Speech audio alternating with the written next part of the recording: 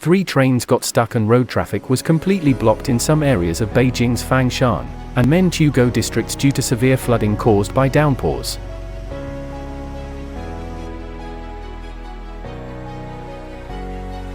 An aviation brigade of the 81st Group Army of the People's Liberation Army carried out transfer and airdrop missions on August 1st.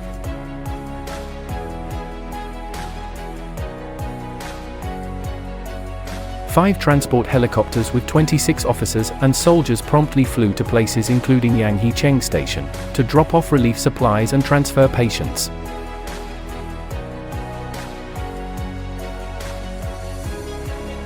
The helicopter team plans to deliver 1,900 food items, 900 raincoats, 700 blankets and other urgently needed relief supplies.